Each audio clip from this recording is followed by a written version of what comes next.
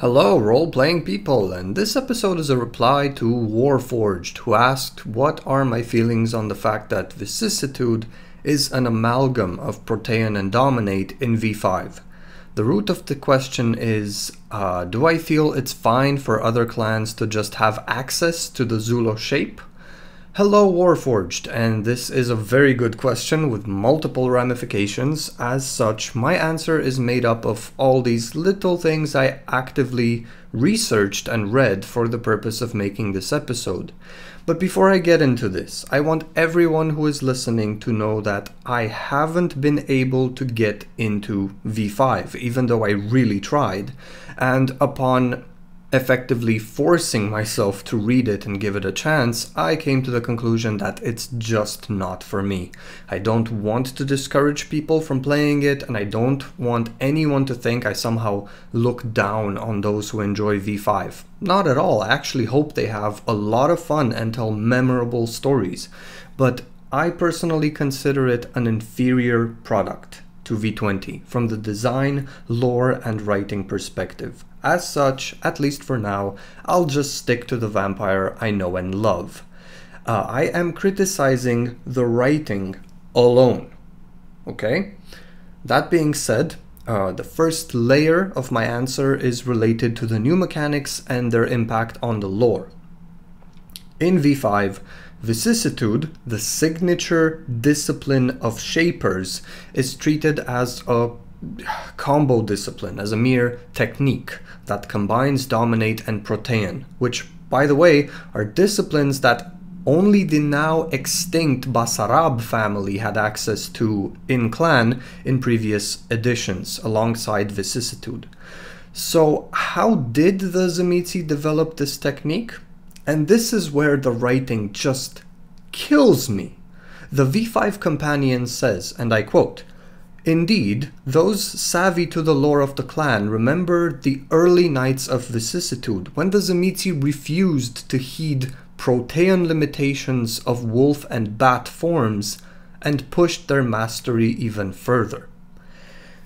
Every other vampire edition so far, with their countless supplements, has told us that the origins of this very potent discipline are shrouded in mystery. Some believe it to be a disease, an infection caused by some umbral entity. Others have said it was the eldest's most sacred practice in the hopes of achieving metamorphosis, and others still believe it to be either gifted to the Tzimisce by a demon, or somehow it became twisted and corrupted by such an entity. Regardless of what we believe, me and you, it used to be something that was passed down through the blood, and it requires multiple lifetimes, the voivodes or their victims, to master. But no, V5 literally says they just invented a new technique because their shape-shifting abilities weren't diverse enough. Okay, so now that any tension or concern in regards to using this mysterious discipline is removed from the current lore, of course I don't see why other clans wouldn't want to be empowered in the same way as the Tzimisce were and learn Vicissitude. So it sounds to me like what V5 is saying is that the signature clan discipline of the Shapers, the Fiends, their main tool for utterly terrorizing the vampire world in the same way the La Sombra do with Obtenebration, is now a mere technique that any ambitious or even just curious kindred who meets the requirements can use to spice up those restricting Protean shapeshift options. So looking at these two versions of, air quotes, the same discipline, it's clear that the lore, the potential narrative complications, and the weight of using this discipline were thrown away. They were just taken out. You throw that flavor and that nuance away, and of course, using the discipline no longer has the same narrative weight and no longer produces the same emotion in the players themselves. Now, the second layer is related to a fragment of the lore, mainly the culture of the clan, and this is where we actually dive into the Zulo shape part of the question a bit more, because a Tzimisce who masters this form of vicissitude successfully completes a rite of passage. In the Tzimisce clan book, revised edition, we are told that certain titles, like the title of Jupun, cannot be lawfully claimed by a voivode who hasn't mastered the Zulo shape and has thus proven their skill and knowledge of the discipline, but also their prowess in battle. Unlocking this form is a huge milestone for any fiend who seeks to make a name for themselves and truly become the master of their domain, recognized by their clan as such. I might be wrong, but I do believe this information is also mentioned in a few Dark Ages books, though I haven't read those in a very long time. Back to the clan book. It says some Tzimisce spend their unlives in Zulo form, and they're respected and envied by those who have not yet assumed such skill with vicissitude. As opposed to this, V5 boils all of this information down to this form is something that helps the Tzimisce transcend their limitations, and it's really cool. It imposes a +2 difficulty to resist frenzy while in this form, all criticals are messy criticals, and has the duration of 1 scene.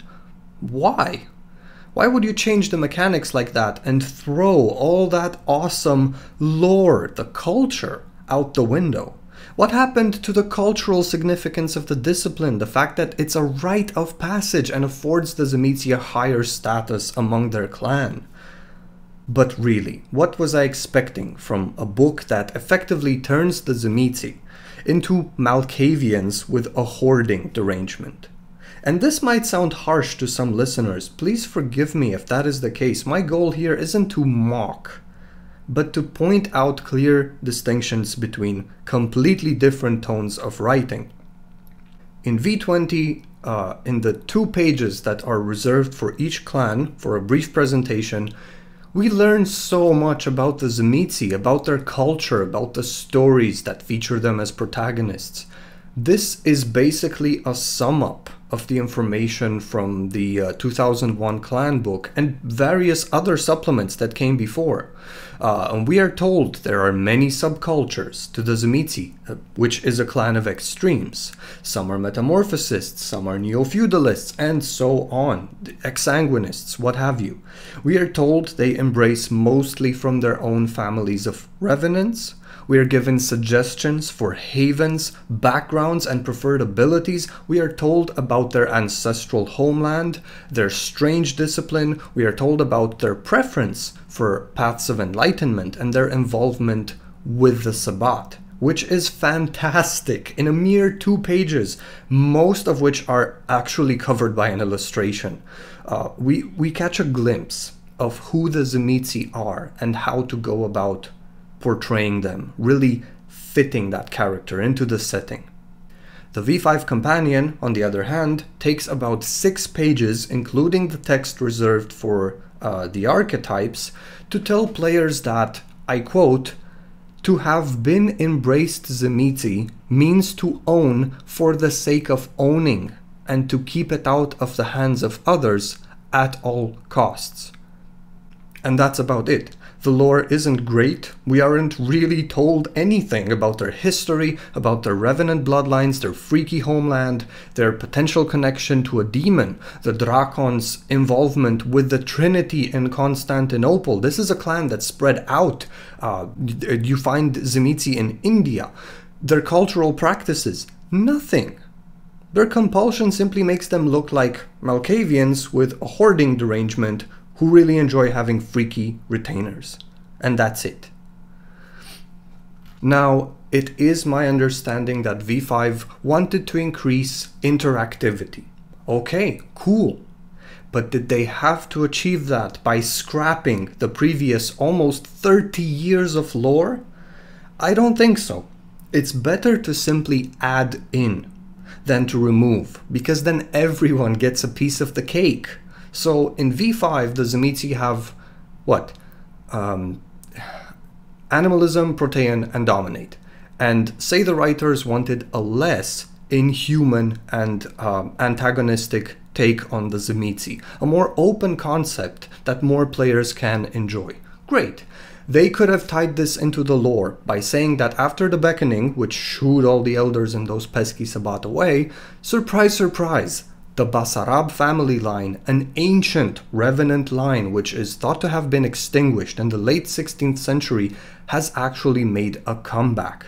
This is the same family that produced the infamous Dracula, who has been the figure of the Tzimisce counterculture for half a millennium.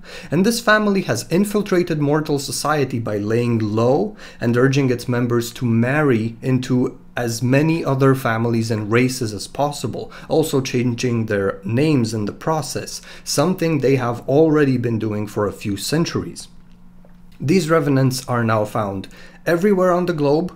They not only predominantly retain their humanity and use vicissitude very carefully and sparingly, but they consider themselves independent after having declared eternal vengeance against the metamorphosists and fiends of the Sabbat, which nearly wiped them out. Their most common disciplines are dominate, Protean, and animalism, though some make extensive use of vicissitude against the traditions and the code of the family.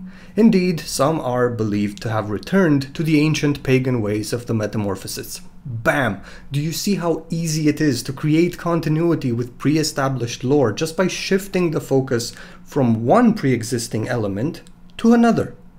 And this research took me 5 minutes. I'm not even kidding. And obviously I can do a much better job at developing a more interesting and diverse Tzimisce clan if I really put in the effort and possibly work with a team, which is what I imagine happened for V5. People worked as a team.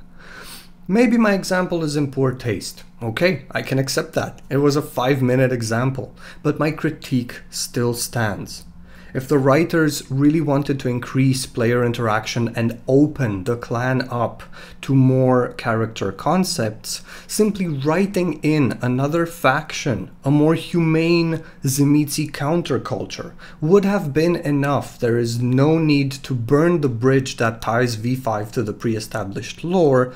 Not to mention, they could have had Dracula in the game as a lead figure of this bloodline, which, from my knowledge, they don't, and I think it would have been really cool. In light of this, I don't understand why the writers and developers of V5 don't just own up and say it's a remake, because it clearly is. The backward compatibility with pre-established lore is gone, and I get it, breaking away from the lore can be liberating, empowering, fun, and it probably is all of that. But it doesn't change the fact that V5 is not the Vampire the Masquerade older fans know and love, and it can't be even if it wants to, because the new mechanics no longer make room or outright contradict the previous lore. To say that this is a continuation of the metaplot is, whether intentionally or unintentionally, false. A continuation requires continuity.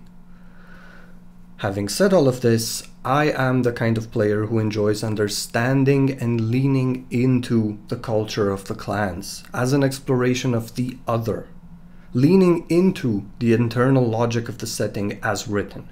I don't play RPGs to insert myself into some power fantasy, but precisely to try to portray and explore archetypes that I am not. I don't want to make a clan or a class my own, easily accessible, but rather to make an effort and show my versatility as a player by doing justice to that clan or class, though it might be a difficult archetype for me to portray. As such, I always enjoy it when a game offers players tips for how to play and portray a certain clan, class, whatever you want to call it, since I probably would have done my research anyway. And to do that, I need a frame of reference, I need lore, I need a history, maybe a few cultural practices of that clan, and so on. It adds so much. Now, to answer the question in short, the actual question, the point of this whole episode, No, I don't particularly enjoy the idea of other clans simply having access to powerful Vicissitude on a whim, something they just pick up because they meet the requirements and their build was right. This is for the same reason I don't particularly enjoy games where everyone has access to thaumaturgy or necromancy or shimmerstry or any other signature discipline of a clan. It's a signature discipline, it's a distinct and possibly very alien cultural practice. It is what that clan is known and probably feared or respected or needed for. It's something only they can offer. If they go around teaching that discipline to everyone else, they lose a lot of the leverage in the jihad of the undead. They effectively give their trade and their power away. And especially when it comes to independent clans or clans known for being culturally distinct, isolated, that makes no sense. It doesn't make any sense to me. I hope you will find my answer interesting and reasonable. I know I definitely enjoyed replying to this question, and again, please remember I am criticizing the writing in V5 as offering less than V20. And well, maybe the marketing too. Alright, a bit, but not the fans, not anything else. Only the writing and this insistence on behalf of some of the writers that this edition is a continuation of the meta plot, which it clearly is not by any standard definitions of sequel and remake. So take care, have fun, and have memorable games regardless of preferred edition.